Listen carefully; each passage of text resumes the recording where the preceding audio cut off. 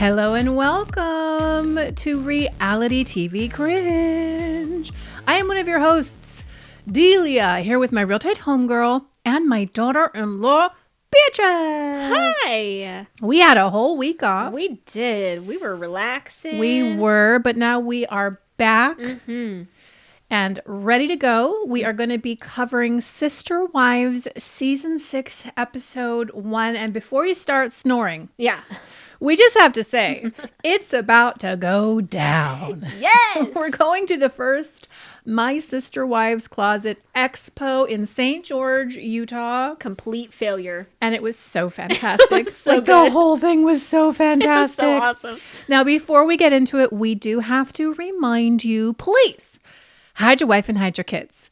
This is a politically incorrect podcast. We say a lot of dumb, stupid and profane things. And so if you're one of them sensitive people, Go away. you might want to find yourself another dumpster. Bye. But if you're ready to buy some gaudy, ballsack, cheap jewelry from a bunch of polygamists, Yes, please. welcome to this dumpster. And if you love what we do over here, be sure to follow us on Instagram at Reality TV Cringe and join us on Patreon.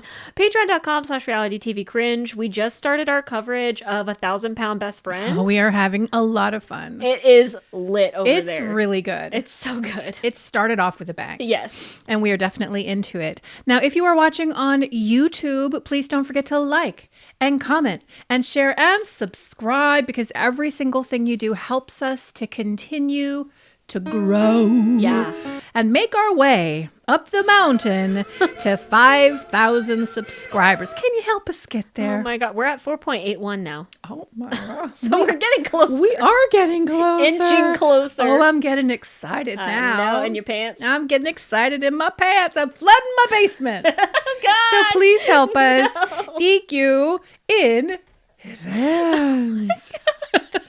No, you never heard that? I just was not expecting that. That was really funny. Before we get into the recap of this episode, we do have some hot goss. We do. Somebody out there in Flagstaff likes her a haunted doll cutting. Girl, this shit came out on Reddit like not too long ago, and I think it resurfaced. Like a lot of people were talking about it. Apparently, Robyn Brown forgot to make her Etsy favorite list private and her purchases private. So it was public, and people went and found it and did a deep dive of everything she's bought on Etsy. And somebody on Reddit totaled it like $30,000 worth of like American Girl dolls and the clothes for the American Girl dolls and like accessories for these American Girl dolls. And she leaves reviews on all of these things that she's purchased. Like, oh my God, this is such a beautiful doll. Like the hand workmanship is so amazing, blah, blah, blah. The clothing is so beautiful. It goes really well with my jolly and my tall. $30,000 Yes. on doll clothes? But then, without a crystal ball, don't fucking come for me, okay? Without a Wow. crystal ball, did a couple videos on this. Y'all can go watch it if you want, but she said it was actually upwards of $60,000. Now, on the dolls or the dolls and the clothes? Both. Or, oh my God. On Etsy. All on Etsy. And so now Robyn's Etsy is private because everybody found it and How started much exposing her, but... expendable income do you have to purchase $60,000 in doll clothes and dolls? It's all Janelle's income. It's not It even is all hers. Janelle's income, and it's Mary's income. Yeah.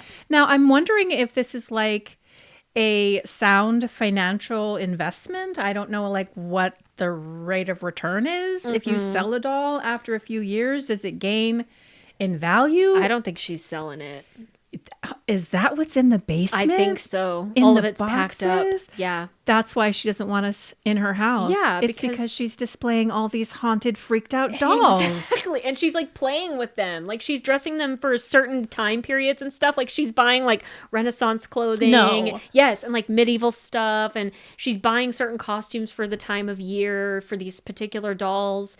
And then people also found the junk journal that she bought Mary. She found it.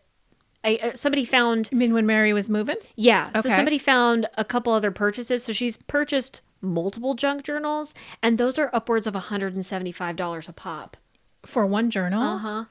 For that ugly fucking journal, yeah. They are rolling offense. in dough. Other people's dough. So these aren't dolls that are on display. These are dolls that you think she's in some craft room somewhere playing with, like two G.I. Joe toys if you're a toddler boy or girl. Pardon me. Well, American Girl dolls, like, back in the day used to be kind of cool for little kids. Yeah. Like, I wanted an American Girl doll when I was 9 years old because I thought they were so cool and pretty. But as, like, a 46-year-old woman, like, why are you collecting American Girl dolls? Because she has more money than she knows what to do with. I guess. I can't even imagine being a part of a polygamist family where one of the wives is literally in an RV that she had to fund herself. Mm-hmm. But if she's not in the RV, then she's in a rented dormitory apartment or in a rented home. And I'm out here with my big mansion and all of my fucking things. Yeah. Plus a bunch of haunted dolls. Now, is it just American Girl dolls, or are they like the creepy porcelain dolls from like the 18th and 19th centuries? I think they're mainly American Girl dolls, but there are some collectible ones for American Girl. Like, there are some that are like porcelain and shit like that. So the American Girl dolls are just the most expensive ones that she's been purchasing. I don't know if people like did a deep dive and saw other antique ones that she was buying or what, but she was like buying also custom made clothing and custom made dolls. Like, she was ordering stuff, so it wasn't even just ones she was purchasing that were like available in a catalog. She was specialty ordering, like, I want a doll with brown hair and green eyes, and I want the cheekbones to be right here, and I want the, like, that's what she was doing. Remember, Beatrice, this is a woman who does not work. Yeah. She does not work. Her only job is TLC. Mm-hmm. Cody's only job is TLC. Now, how far back do these purchases go? Like, are these recent purchases, or are these like purchases that she's making 10 years ago? I don't remember what the Reddit post said because it's been deleted. I think Without a Crystal Ball says how long it's been, but it's been over a few years, and some of them were recent. Yeah. Oh my God. Yeah. Wow. Mm-hmm. Isn't that embarrassing? Yeah, it's embarrassing because she has terrible taste in absolutely everything, not just home decor, but also obviously dolls and her clothing. Yeah. And her hair and her makeup and her eyelashes. And all her of this is whole very face bad. and everything, yes. But I'm just like, the audacity to have all of this surplus money while you have children and other moms who are in need of funding. Yeah. You're not paying child support for Savannah. Of course, Savannah has turned 18, 19 already, but you weren't paying child support. You weren't paying child support for Truly. Christine had to take your ass to court to resolve that, but you're out here buying all these dolls. Wow. Wild. I know. And it would support the theory that Robyn's been a shopaholic like this entire time. Like, she came into this family with debt from Victoria's Secret or whatever she was purchasing. So she's got a fucking problem. Like, why are you spending all of this money on a bunch of bullshit that's just collecting dust in your basement? Has anybody else, like in the family, confirmed that she has the doll problem? Not that I know of. Has anybody seen the dolls? I think there might be footage of in some of the older seasons. We need to keep an eye out with our monocles to see if we can find some of these dolls in the rewinds, because apparently it's been a long thing that she's been doing. Wow. Yeah. Well, thank you for that tea, Beatrice. I know. That's certainly enraging. I know. Very, very upset about this. Yeah. Oh, justice for the OG wives. For real. All right, let's get into this rewind episode again. We're season 6, episode 1, entitled Picking Up the Pieces. Picking Up the Pieces. Interesting. Yeah. Well, I think it's like, because season 5, we're still in Vegas. Like, they just moved from Utah. Everybody's unsettled, like everybody's in their weird rental homes, nobody's seeing each other, the family's failing. Like, I think that's what it is, like trying to pick up the pieces of their life because it's been in shambles and like create some sort of a cohesive family structure. We did see like a lot of the flashbacks to their fleeing Utah in the middle of the night because they were in danger or whatever. Yeah. We also saw a flashback of Christine on the couch saying, like, I need help with all these kids. Like, I spent my entire life raising all of your children and I need help. And now all of a sudden, nobody wants to come over to my house. Nobody wants to walk the 1 mile down to my house and help me out. Yeah. And this is in the flashback where she says, like, we are failing as a family. I mean, she called it. She did, and she wasn't lying. Yep. So here we are on the verge of moving into the homes, like they're being constructed at this time. Yep. I find it so interesting that even at this time, 2 months before they're supposed to move in, they're still only pre-qualified for loans. I know. Like they're still at risk for not all 4 of them being able to move into these homes because maybe one of these wives doesn't have what it takes, Robyn, Bitch ass. to actually fully qualify. Yeah. Which is very interesting. I don't know what the whole finances are on this thing, like how they were able to pull this off with 4 properties and how they don't really like own them yet, but then they're going to the framing walkthrough and then they're dictating like what window goes here and can I change that? And oh, this is a mistake. Like it's very bizarre. Because they've already put down deposits probably. So they've already put some earnest money or some money toward the building of these homes. But if they were to default on the loans, well, not default on the loans, if they were not able to fund the loans because they didn't fully qualify, then they would lose that earnest money, lose those deposits. So they stand, remember they had to write the checks in the end of season 5 and it was like $5,000 per wife. Right. So that was the down payment that they were making to the builder, I think, in order for them to start building these homes. Even then, that's like not a lot for these 4 homes. Not at all. That's crazy. But it's still very precarious for them. Because what are they going to do if only Christine and Mary can fund their homes, but Janelle and Robyn can't? Are you going to move into these homes? I don't... Exactly. Where's everybody else going to go? I mean, luckily they were able to do it, but I'm excited to see how that happens. And like when we get to the final conversation where they sign the paperwork and they move into the houses, I'm excited to see them kind of go into it because right now it's still really crazy to me because they start with the framing walkthrough in this episode and they're going to each one's house and they start with Robyn's house. Of course. She's of first. Course. And I thought it was interesting how she goes into the master bedroom and she's like, oh, I thought that the window was supposed to be this way, not this way. And can we change that? And the builder's like, yeah, it would cost extra money. And she's like, oh, okay, cool. Like, that's great. And then we go over to Mary's house. Same thing. She has to patch up a hole in a wall or something. There was a doorway or she didn't want a doorway. So that's going to cost money too. We get to Janelle's house. There's no problems. And then we get to Christine's and she has an issue with one of her entryway rooms. And Cody's like, no, let's just deal with it. Let's just make it into a library. It's supposed to be a formal dining room. And he's like, well, maybe we don't need a formal dining room. Maybe you and your trashy ass kids can just eat right there in the kitchen. And we can make this a library, which of course Christina's so dumb. And she's like, oh my God, I love books. Yeah. I love books to read. and I love to read. Yeah. And so yes. So she agrees to that. So no changes will be made. Yeah, because they don't want to spend the money on Christine's house, but let's spend the money on Robyn's new window and Mary's wall that she needs fixed up. Right. With Robyn's window, it sounded like Robyn had requested the change from a bigger window. She wanted a double hung, but the double hung was going to be more narrow, but that is what she wanted. And so anything Robyn wants, she gets.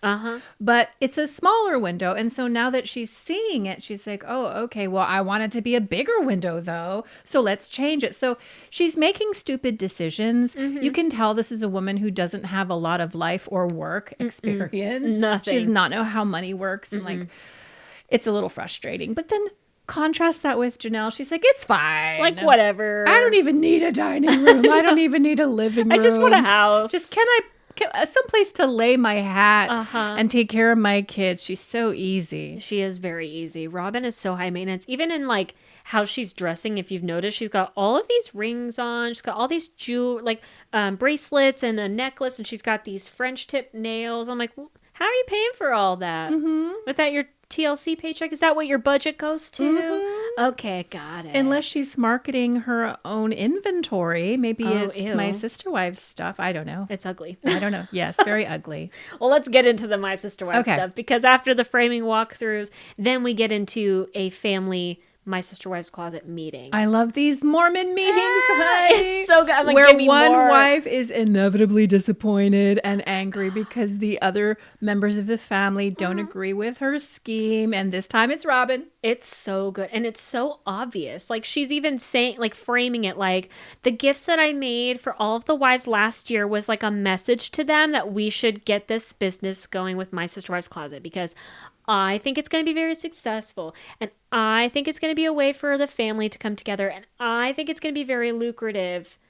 But it's like the worst idea ever. And it's not lucrative. So apparently at the time of this Mormon meeting, it has been approximately 6 months since they launched My Sister Wives Closet online. Only online for some reason. And unfortunately, they're not getting a whole lot of orders. Shocker. And of course, we know retrospectively it's because A, it looks like ball sacks and is ugly, or titties. Yeah. Hang down, droopy titties. Yep. And or B, it's very expensive. Yeah. They're charging way more than it's worth. And so people are going to visit the website, but nobody's purchasing. Yeah. And so what they're going to do the next day is they're going to leave for an expo in St. George, Utah, Girl. where Robyn is of the mind that if people could just touch these necklaces, if you could just see and be try it on. present with these rings, you will really get it. And then I'll be able to tell you my story. Like, this is from the time where I gave a necklace to Mary for her birthday and I felt a lightning bolt in my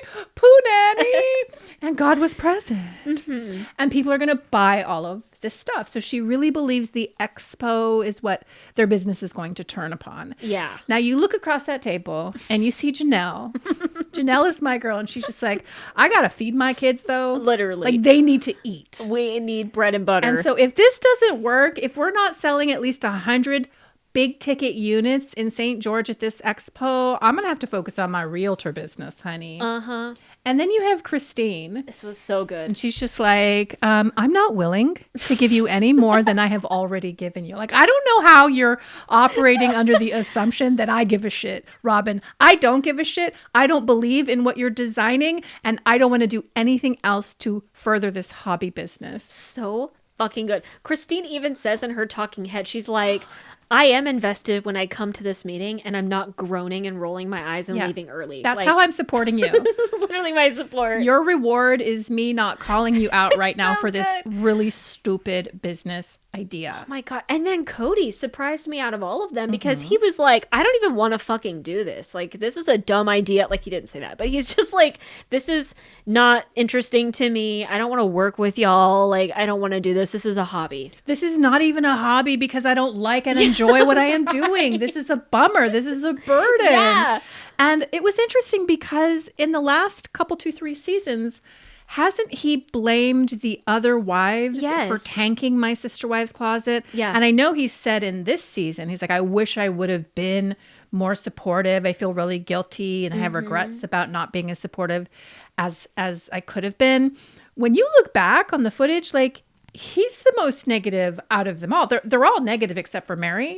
But Cody is like the most negative person about this business idea because Cody wants to see a return on his investment. And Janelle even says at the table something like, we put a lot more money into this business than just a hobby business. Like, it sounds like they paid a lot of money for their website, whatever they're paying to have these designs come into fruition. Sounds like it's costing them a lot for that inventory. And so they've already spent a lot. And you know, she wanted to spend that money on her fundamental fitness Mormon gym. Right. Everybody shot her down. Yep.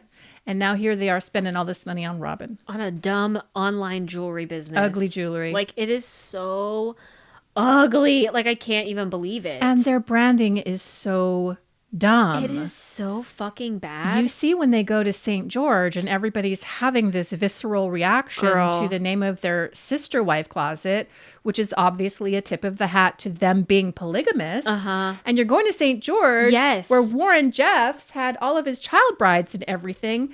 These are a traumatized people. They don't want your polygamous horseshit in St. George. That's what I was thinking the entire time watching this. I'm like, why would you even go to this expo in a town where you had to get approval just to go into the expo because they were like, I don't know if this is going to be good.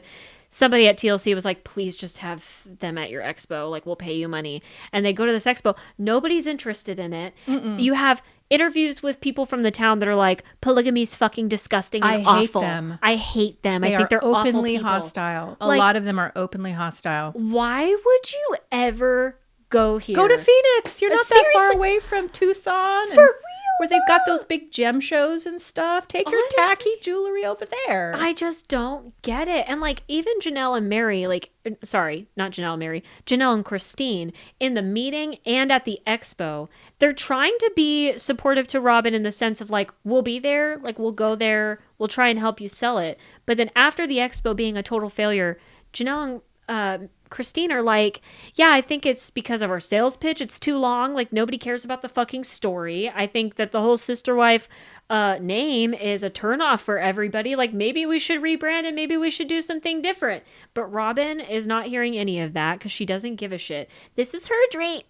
This is her business. But she's saying it's not her business. It's everyone's business that she's forcing people to go to. It's not even that. She says at the end of this episode, if we want to succeed as a family and be unified, we need a business. Yeah. This business is going to keep us together. Something to that effect. I'm like, Right. okay, so you're hinging the success or the failure of this family on your stupid jewelry design business? What a narc. It's seriously. What a narc. Honestly. And then when it fails, you're going to blame the wives, which Janelle and Christine are literally selling this shit at the expo. Like, Christine is loud. She's like introducing herself to people. She's active and involved in this whole thing. And you want to blame them for the failure of it? And they're also being very honest with you. They are. Christine's like, that was exhausting. I never want to go to another expo. We're not selling the pieces. So there's something in this business idea that's not translating to people. Like, Yeah. let's figure that out, or let's just focus on something else.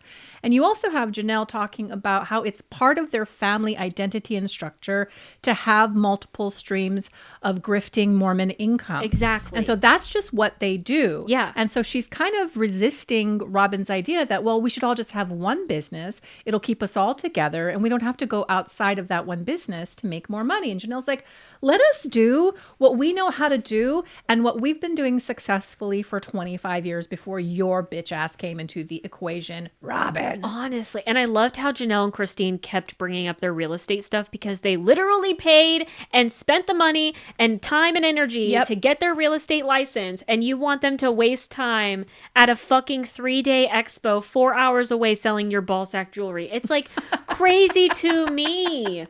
And then the other thing too that I thought was absolutely insane about Robyn is that Mary has a scheduling conflict with this fucking expo. Yes. She's like, I've got to go do a banquet with Leon or whatever. I can't make it, I think, to the first day because Leon's banquet was at 3 and the expo started at 3:30 or something like that. I don't know.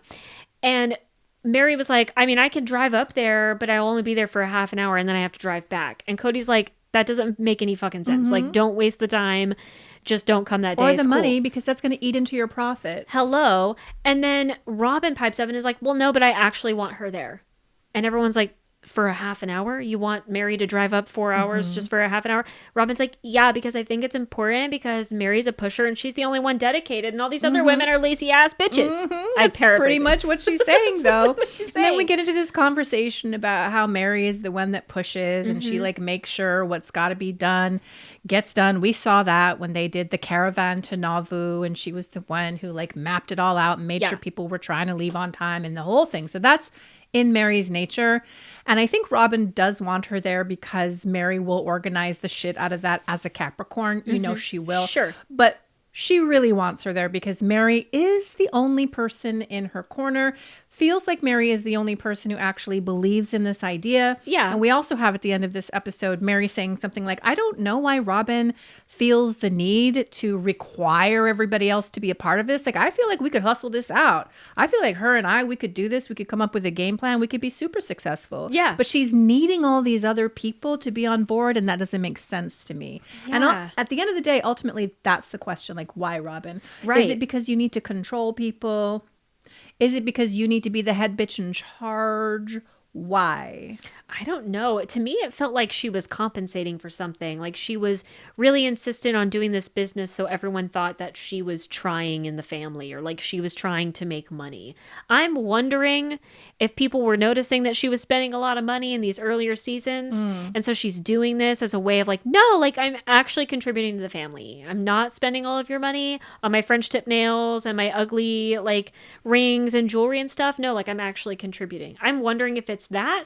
Because it doesn't make any other sense. Well, what makes sense is that she's fancying herself as the designer. So in terms of this business and her contribution to this business, she wants to be the talent. Oh. I'm the creative. I'm going to sit here with my sketch pad and, you know, make these claddagh rings and these ball sack necklaces. And that's going to be what I do. But you all have to be the ones that are going to go out to the expos. You all have to be the ones that are going to be taking care of the website. You guys are going to be the ones who are coming up with the marketing. And I'm just going to sit back and be the creative. That's why she needs them, because she doesn't want to do all that other shit. She just wants to do this stuff that makes her feel good. Oh, right. God told me to make this boob necklace and I believe in it. And she even says in this episode, like, I believe this is what God wants for us. Yeah. I really believe this. She says something to the effect like of, I pray to God to help me learn how to talk to them so that way they get my vision. And I'm like, that just means you're praying so you can figure out a way to manipulate everybody into your stupid fucking scheme. It's like crazy. Which isn't working and is never going to work. Never. And Janelle has a mind for money. Mary has a mind for money, which is why I'm a little surprised that she's so gung-ho with the whole thing. Right. And Christine just doesn't want to be on Team Robyn ever. And I really did feel some petty energy coming from Christine. Like, I felt like she loved it so much when she turned to Robyn and said, well, I never expected to give you any more effort than this. Like, So good. that was like, that was wild. I love that. That was so straightforward. And then Robyn's hard jaw, honey. She's just sitting there with that hard jaw. She's so mad. I think this might be one of the critical moments where Robyn totally gives up on Christine. I think so too. And never, ever, ever wants to be her friend. And indeed will go on to try and sabotage Christine in the future. I think so too. Because of the way Christine is handling her right now. Yep. I love it.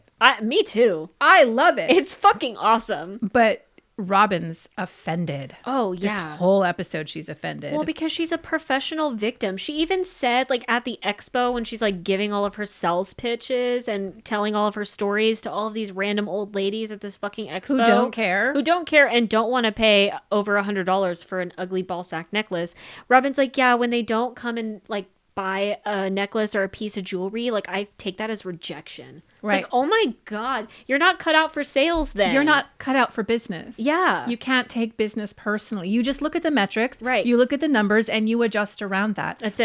But she can't do that because she's emotionally connected to the outcome. And that's why Christine would never be able to win with her in something like this. No Because way. if Christine dissents, if Christine criticizes, if Christine just doesn't agree, it's a personal attack on Robyn. Yeah. It's Which is crazy. We kind of see this in season 17, 18, and 19 with some of the rhetoric we hear from Cody. Well, like, they never supported Robyn. They've always attacked Robyn. I'm like, this is what Robyn thinks is an attack. Yeah. 100%. It's just the other women saying this is a stupid idea and I don't want to waste our money on it. Yeah, or like just making suggestions about the branding is something as simple as that. And like Robyn can't even change anything. It's still My Sister Wives Closet. It's still online. It's still ugly jewelry. The website is still up. I think people on Reddit were saying it's still active. Somebody actually bought a piece on there, but then didn't actually receive it. Oh. Yeah. So I don't know, man. It's still a mess. Well, see, I would have left that expo, and we'll get into like what they actually sold, but I would have left that expo and I would have seen it was a total and utter failure. And I would have like homed in on the fact that people were not responsive to the Sister Wives title in their business. Like they don't want your polygamy. They're not interested in that. I'm not going to buy a necklace that represents your specific polygamist family. That doesn't make any sense. Right. If you want to do some spiritual stuff or some crosses or whatever Mormons believe, that's a little different. But what you're doing now is not resonating with people. And that's really good information and intel to have. Like, I would have left and totally adjusted if I wanted to continue with that business. Exactly. But we know that she's not going to do that. No, and like Christine even said, like our prices are not Expo prices. Like all of the other jewelry that was being sold at the Expo was so much cheaper than ours. And that's why it failed. But I think there's a scene, I don't know if it's in this season or a later season, where Robyn says the reason why their prices are so high is because it's quality.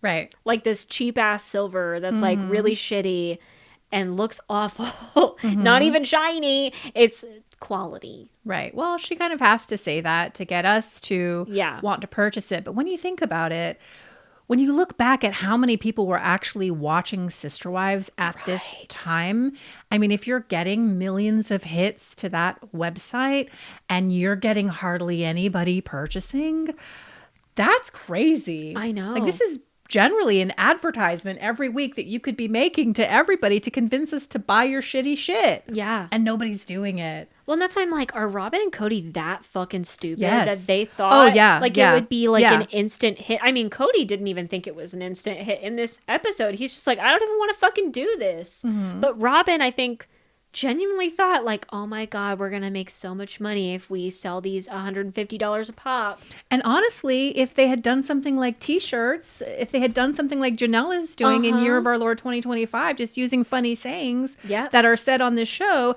they would have made a ton of money. I would have purchased that for sure. 100%. But it's the business acumen or the failure of having business acumen or even just general intuition or being able to like test the winds to see what people are willing to buy. Robyn doesn't. Robyn's dumb. Yep. And Cody's dumb too. I think Cody's willing to like spend a certain amount of money, but if he doesn't see a profit back for that, then he's going to want to pull the plug. And which ultimately I think they do. Do they end up failing? Well, on I it? don't think they continue to pour money into this particular project. I know it's still a website. I mean, apparently they're not fulfilling orders though. But I mean, I don't think they're spending a ton of money to keep a big inventory unless the inventory is all that shit that he was talking about to the realtor when they were out at Coyote Pass. And he's like, these are all my failed businesses. Maybe it's my Sister Wives Closet inventory. Oh my God. Maybe they did. Maybe they did purchase a bunch of these fucking. Oh, that's so good. It is great. I honestly so love good. it. It's so fucking poetic. It's just so ridiculous to me though. Like this whole expo was a complete embarrassment. That by the end of it, they sold 19 pieces in 3 days. So the first day, which was a Friday, they're not able to set up till 3:00 and it's just a partial day. They sell nothing. Yeah. The second day, they are out there hustling, honey, for like 8-10 hours all day at the expo. And they sell 7 items. And again, we don't know if these are the more costly items. These might be just like little knick-knack trinkets. Who knows? They don't actually differentiate. And then the next day, I think they sell 12 more. But according to Janelle, they needed to sell 100 or 120. I think it was 120. Christine was like, well, if we could sell 100, that would be great. But no, they didn't even get close. Of the high-end items. Yeah. So and I wish I knew what these things were priced at way back in the day. I don't know if there's blogs out there that talk about this. If anybody knows, let us know. Please do tell. But like, I'm wondering if their high-end items are like $150 to $200. Maybe they're $250 to $400. And so they're wanting to sell 100 of those and make anywhere from $15,000 to $25,000. Or maybe they're just hoping to make $10,000, but bitch, you sold 19 items. They're probably on the lower end and people are just doing it because you're the Sister Wives. Y'all probably made about $400 after spending all that money on gas, having to stay there on Friday night and Saturday night. All of that comes out of the profit, Eddie. Yeah, so it's nothing. No. They're still negative. Like they couldn't even break even. I think they needed 100 to break even.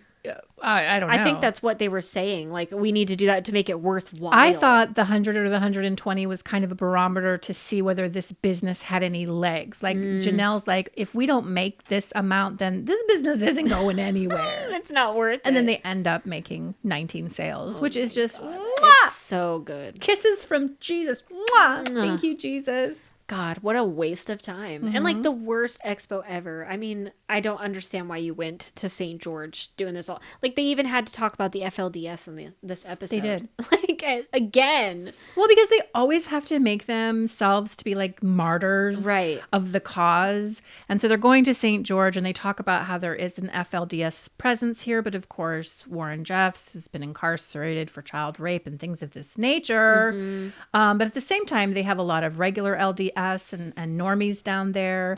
And so they're kind of like right in the middle and they don't know how they're going to be received. And so it's this persecution complex that they need to have in order to be relevant Yes. in on TLC. And people, by and large, seem pretty normal. Yeah. Some people are like, yeah, they're cool. I think they've got something special Like, here. whatever, yeah. Then you've got that Karen who's just like, I hate that. He's a creepy old man trying to wed young women. They're terrible people. That made me laugh, though. Yeah, I mean, kinda because true. it is kind of true. Kind of true. And then we have a fucking speech from Cody being like, yeah, it's actually a pretty easy philosophy to justify biblically. And like, I'm doing good things because Jesus approved of plural marriage and like, I can defend it. Like, this is my life, blah, blah, blah. I'm like, oh my God, I don't But care. Jesus didn't approve of plural marriage. He just didn't comment on it. According but to I Cody, mean, he did. right. So, and he said something like, all the coolest guys in the Old Testament had many wives. And so I think like we're scripturally sound. And I'm like, okay. There was a lot of things people were doing at the time of Leviticus and Exodus that I don't think we really want to be doing in the year of our Lord 2025. Right. But anything to justify your behavior. But he's like, and I could kind of relate to him saying, I don't need your Bible lecture every time I'm out in the public. I don't need you telling me how my lifestyle is wrong. But if that's the case, why is it in your branding, though? Exactly. Why are you constantly shoving it in the face of everybody? Exactly. It's This is what they don't crazy. get. No, Yeah. they're so fucking stupid. Yeah. Like, I really don't understand it at all. And then I think later in this season or the next, I think it's this season, they have like pitches, like sale pitches with Shark Tank people where they value My Sister Wife's Closet at like $20 million or something. Who values my Cody. sister? Oh, Cody values. Wait, what? Yeah. Tell me Cody is pitching, like Cody and the wives are all pitching My Sister Wife's Closet to some investors. Like, I remember you telling me that this is going to happen. Yeah, and I think it's this season. Don't fucking come for me if I'm wrong. Okay. But I know it's coming up. But they're going to like these backwoods Shark Tank investors, and Cody's like, yeah, our business is valued at $20 million, but we've only sold like 140 pieces. No way. Yes. I have to see this. Yes, and the investors are like, how the fuck did you come up with this valuation? Like, this yeah. is crazy. And Christy's like, well, we get like 15 million hits on our website, but like nobody's fucking purchasing anything. Yeah, you have to be able to demonstrate purchasing power. Like, people are actually buying your shit. And they come with like poster board of their like stuff glued, like a fucking class project, like in front of these investors to get money. It's crazy. But they agree, don't they? Didn't you tell me like they agreed to give them an investment? Not what they wanted. Begrudgingly, yeah. Okay, and then it never actually was funded, right? Exactly. They just did that for the cameras. Exactly. Oh my God. I cannot wait. I know. And I bet Robyn's going to feel like, oh my God, we did it. We're going to be successful. Yep. See, I was right. Womp womp. No. It's crazy. Like, this is a whole, like, narc business on display. Robyn is so invested in this. I feel like her identity is My Sister Wife's Closet because she thinks it's going to be successful, so therefore it is. And, that mindset can be beneficial if you're, like, a good person and you have hope for, like, a business or whatever. But... And you're willing to like learn. Exactly. And like you have some curiosity like how to run a business. Like, right. Just accept the fact that you've never run a business before and maybe take some courses, read some books, get a game plan, have a business plan. Right. Be allowed to like be mentored, like listen to other people and what they have to say in terms of advice. Right. But she won't do that. Not at all. Yeah, this is great. It's so Everything good. about this is fantastic. I love it. We're starting off season 6 with a fucking bang. I love it. And But while they're at the expo, we have King Solomon's birthday. and I'm a Sonori. It's the first birthday of King Solomon. All of her kids are there at the expo, but all the other kids are back in Vegas. Well, because fuck those kids. Exactly. It's about Robyn and her kids. And her weird Uncle Daddy Oh yeah, is Paul there. Yeah. comes trotting in. But when I get bad vibes from Paul. he's weird, right? There's very strange about Paul, I don't must like say. him either.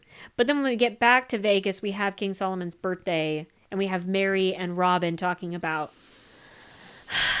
Surrogacy. I'm like, are surrogacy we again. really still talking about this? Yes! I feel like we've been talking about this since season 1 when you took Uh-huh. Mary out for your anniversary dinner and or Mexico or whatever, and y'all were talking about it. It's season 1. It is now season 6. Yep. And Mary still has not made up her 42-year-old mind as to Girl. whether she wants to start again and have children. But this is just a storyline to platform Robyn Yeah. and her altruistic impulse to allow Mary to have a choice. Yeah. Because Mary, you gave me the choice to marry Cody Brown. And so I want to give you the choice to have a baby since you're infertile and not a real woman. I know you can't help the fact that you're not a real woman and I am, and I got all this Bear Brown. But I want to give you that choice, knowing you're going to say no. Yeah.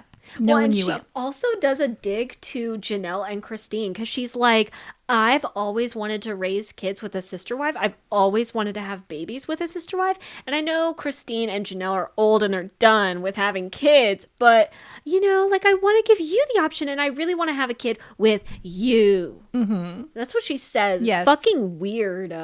And Mary's like, I'm 42. I don't know if Yeah. I want to start over. Leon's going to fucking college next year. Yeah, they're almost out of the house. Yeah. And then, Mary, you're going to be an empty nester in a bathtub with a banana talking to a woman pretending to be a man. Yeah.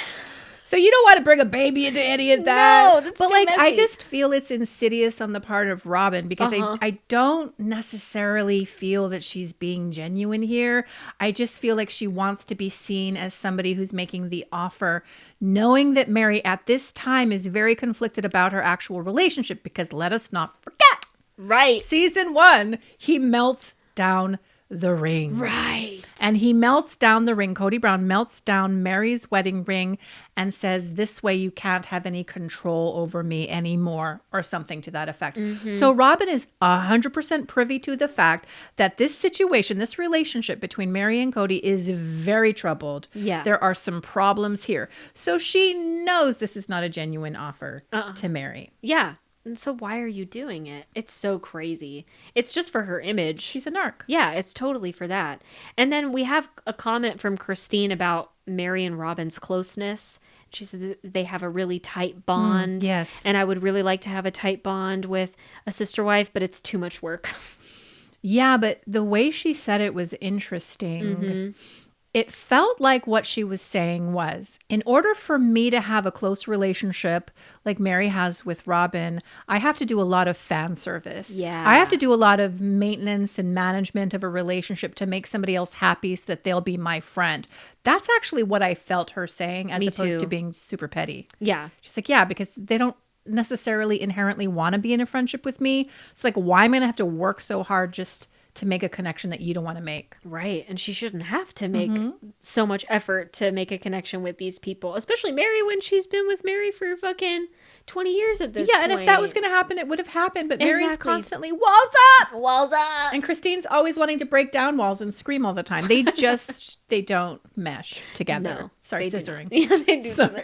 They don't mesh together like that. They should. I know Mary would probably like that. Yeah. With Sam. Yikes. And then we have King Solomon's birthday, and everybody makes wishes for him. Okay. And I don't care. Live long and prosper, Mr. Yeah, Solomon. he is a cute baby, though. He's a very cute baby right now. Yeah. That's so mean. Sorry. But you're not wrong. Right now, he's so cute. He is. Very cherubic. He doesn't look like a vampire yet. Not yet, but it's coming. Lestat Brown.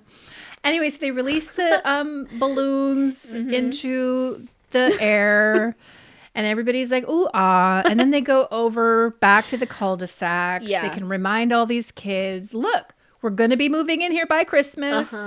And this is where they do the gift exchange. Yeah. And all of the older kids are like, I don't care about gifts this year. I just want to be in a home. Like, this sucks. I hate these rentals. They don't feel like home. Like, my parents are fucking dumb. I just want my own place. Right. That's basically what they said. Yes. So, well, I didn't hear that specifically, but I did feel that energetically. Yeah. But I thought to myself, this is so portentous and interesting foreshadowing, because what kind of splits all these kids apart 10 years from now is the Christmas gift exchange. I know, because right? Robyn inserts herself and did that bullshit on behalf of her kids. Yeah. And the rest of the kids are like, oh, we're done with you. Yep. We're done with them. We're done with this. Mm-hmm. Yeah. Which is very crazy. But that's how we end the episode. Yeah. So it's kind of interesting. Yeah. Season 6 is off with a bang. We like it. I love it. I hope we get to have the wet bar conversation in this season. Well, I feel like we already had that conversation. I think there's going to be more because the house isn't built yet. No, it's not. But I felt like we established that each wife got an equal portion. Yeah. And anything above and beyond that, Mary funded herself. Well, Mary tells us that this year. She's told us that in lives and things of that nature. You don't think so? Oh, well, yeah. I mean, I think she did, but... Okay, so I would love if they continue to have this conversation. Mm-hmm. And I hope that we can learn a little bit more about the loan process. Yeah. Pre-qual to full qual. And what those loans look like. Because I've heard from who's credible in the sister and wives zeitgeist. Yeah. But I mean, I've heard from some credible sources that these wives, maybe not all of them, but these wives had something like a balloon loan where they paid interest only. And I think, didn't Janelle talk last season when they were talking about the loans that they had to do it a little creatively? Yeah. I thought that they did. So that they were paying interest only on these homes, and then those loans were to come due after a certain amount of time, which of course by then they moved to Flagstaff. So they don't have to pay off the rest of those loans. And they come to Flagstaff and they do much the same type of a loan with the Coyote owner Pass. of Coyote Pass. Yeah. So like, I want to hear more about that. Me too. God, I just want to get into all their financial stuff, man. Yes. There's this YouTube channel. I know this is a sidebar, but there's this YouTube channel I'm obsessed with right now called Financial Audit, where this Oh my guy... God, Caleb? Yes! Yeah, oh my God, yeah. I fucking love this show. I don't know why, because it's just so great. But like, he just goes in on some of these people that make the dumbest fucking financial decisions Truly. ever. And it would be so awesome if he could have Cody and Robyn on there, and they could be like, they have a stack of paper of like all of the shit that they've spent money on, and all the loans and all the fucking credit cards that they have, because they probably got a lot of credit cards. Listen, my vibe is this is a house of cards. Yes. Like that. Their scheme, their financial scheme, their new mansion, like all of their assets, like it's all revolving. They're paying one thing off in order to pay for something else. Like all of these cars, all the insurance, like all the money that is going out in this family is wild. And I just feel like it's going to take one thing. And it could be our girl Christine with this lawsuit, with like finding out what the financials are, requiring Cody to pay a big amount in, I don't know, arrears child support, in future child support. I don't know if she's asking for anything else. Like the lawsuits with Janelle and Mary as well, if there's going to be lawsuits. Like I feel like when we get there, that might shake the house of cards and make it all fall down. Oh, for sure. Oh my God. And if it's not that, then it's going to be the cancellation of Sister Wives. Oh, yeah. And then they have no fucking income besides their cameos and stuff. And then how are you going to pay for that $2.1 million mansion? You have to sell those dolls, dude. Oh my God. All those Not the American Girl dolls. They gotta go. Holly. My doll Holly. They gotta go. Oh my God. And her amethyst crystal wings. Oh my God. And the Gotta ugly go. art. Ugh. And all of this, my sister wife's closet stock. Oh God. I can't wait. I mean, I don't want to hope for somebody's downfall. But when you're dealing with people who I think are actually wicked, awful people, Criminal. like this is just the way that it happens. Karma always gets her revenge. Karma's a bitch. Indeed. All right. Well, is there anything else that we need to say to these beautiful raccoons before we get up on out of here? Bitches. Well, if you love our podcast, please go to your favorite podcast platform and leave us a glowing 5-star review. Really helps us grow the pod so we can get fatter up in this dumpster. That's all we want is just get fatter and fatter and fatter. Thank you. We're going to be back later this week because we were gone for a little while. And a lot of you called in and a lot of you want to sound off and you have things to say to further the Sister Wives discussion. Yes. So we'll be back on Friday to talk about all of that. Until then, please do not forget that we have nothing but love for you and peace.